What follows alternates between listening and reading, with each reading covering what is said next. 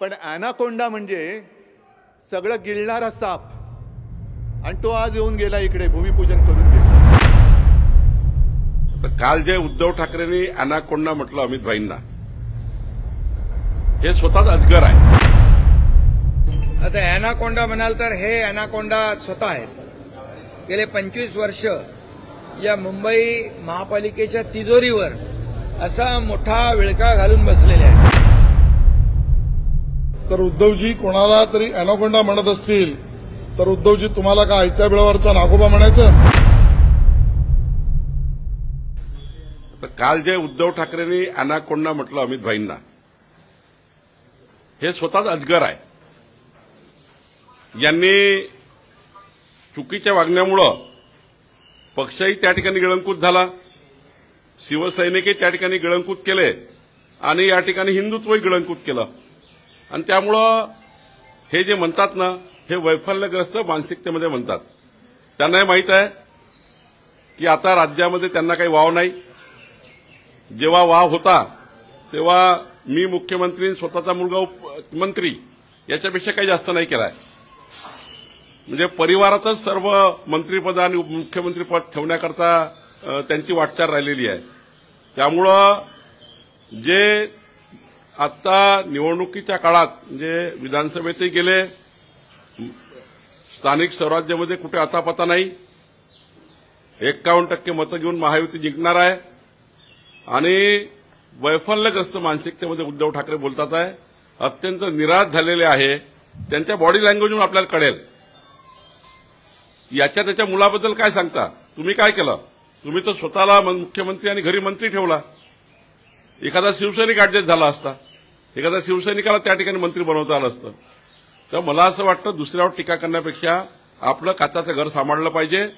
आणि मुंबईला गिळंकृत करणारे कोण आहेत? मागच्या 40 वर्षामध्ये मुंबईला गिळंकृत कोणी केलं?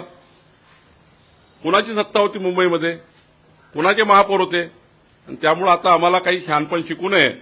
उद्धव ठाकरेचा हा फेक नरेटिव्ह, हे त्या ठिकाणी टीकास्त्र काही जनता ऐकणार नाही. जनता मतदानातनं उद्धव ठाकरेंना उत्तर देईल. महापालिकेच्या निवडणुका येतात त्यावेळेस त्यांची ही टूम सुरू होते. मुंबई विकणार, मुंबई महाराष्ट्रापासून तोडणार, ही आता जुनी सगळी घेसीपिटी काय म्हणतो कॅसेट झालेली आहे. त्यामुळे आता नवीन काहीतरी त्यांना स्क्रिप्ट रायटर कोण असेल तो शोधला पाहिजे. आणि ॲनाकोंडाच्या बाबतीत जर म्हणाल तर काल तर अमित शाह साहेब या ठिकाणी इंडियन मेरीटाईम वीकच्या संदर्भामध्ये आले होते आणि त्यांनी या मूळ भूमिपुत्र जे आहेत मुंबईचे कोळी बांधव यांना 2 बोटी दिल्या. म्हणजे त्या डीप सी मध्ये जाऊन फिशिंग करण्यासाठी त्यांना 2 बोटी देण्याचं काम केलं. 1.5 कोटीची एक बोट. त्यामुळे ते तर देण्यासाठी आले होते, घेण्यासाठी नव्हते आले. आता ॲनाकोंडा म्हणाल तर हे ॲनाकोंडा स्वतः आहेत. गेले 25 वर्ष या मुंबई महापालिकेच्या तिजोरीवर असा मोठा विळका घालून बसलेले आहेत. आणि या ॲनाकोंडाचं वैशिष्ट्य वेगळं आहे. त्याचं पोट भरत नाही.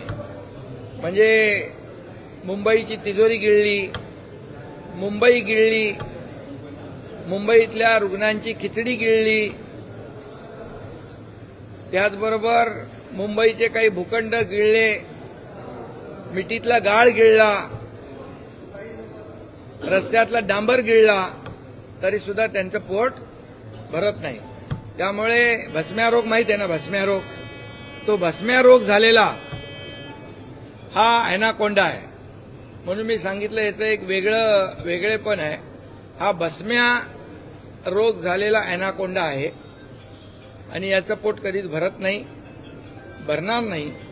पण मुंबईकरांना हे कळलेलं आहे की मुंबई लुटण्याचं काम, गिळण्याचं काम, तिजोरी साफ करण्याचं काम ज्या लोकांनी केलेलं आहे, अगदी कोविडमधली खिचडी चोरण्याचं काम, डेड बॉडी बॅगमध्ये पैसे खाण्याचं काम, डांबरामध्ये पैसे खाण्याचं काम, मिठीच्या गाळामध्ये पैसे खाण्याचं काम ज्यांनी केलं त्यांना या निवडणुकीमध्ये मुंबईकर माफ करणार नाहीत, ही भीती त्यांना दिसू लागली आहे, पराभव त्यांना दिसू लागलेला आहे, म्हणून अशा प्रकारचा टीका ते करू लागलेले आहेत. कालचा उद्धव ठाकरेजींच्या पक्षाचा मेळावा हा निर्धार मेळावा नव्हता, हा पराभवाच्या मनोवृत्तीचा मेळावा होता. मग ट ला ट, फ ला फ, उसनं आणलेलं अवसानरूपी बळ, स्वतःचं केडर, कार्यकर्ते, नेते, नगरसेवक, आमदार सोडून चाललेत, त्याची जळजळ, फडफड, आणि सगळ्यात महत्वाचं म्हणजे अमित शहाजींच्या नावाची भीती आणि घाबरलेल्या अवस्थेमधला हा पराभूतांचा मेळावा होता आणि त्याच्यापेक्षा वर्णन करता येणार नाही. भारतीय जनता पार्टी आपल्या स्तर पातळी सोडून कधी बोलत नाही. आमची ती प्रथा परंपरा संस्कृती नव्हे, महाराष्ट्राची सुद्धा ही प्रथा परंपरा नव्हे, पण ज्यांना त्याच भाषेत कळत असेल तर उद्धवजी कोणाला तरी अॅनाकोंडा म्हणत असतील तर उद्धवजी तुम्हाला का आयत्या बिळावरचा नागोबा म्हणायचं? आमच्या जीवावर मुंबई महापालिकेत सत्ता घेतलीत, आयत्या बिळावर नागोबा उद्धवजी. मग राज्यामध्ये आमच्या जीवावर, आमच्या मेहरबानीवर सत्तेत बसलात, आयत्या बिळावर नागोबा. मग तुम्ही काँग्रेसच्या मदतीला दिल्लीला कुर्निसात घालून महाराष्ट्र विकास आघाडीत जाऊन मुख्यमंत्री पद घेतलं, आयत्या बिळावर नागोबा. आणि आता कुठेतरी शिवतीर्थाकडे जात आहेत, हे सुद्धा आयत्या बिळावर नागोबा असं आम्ही म्हणायचं का, हा आमचा प्रश्नचिन्ह आहे.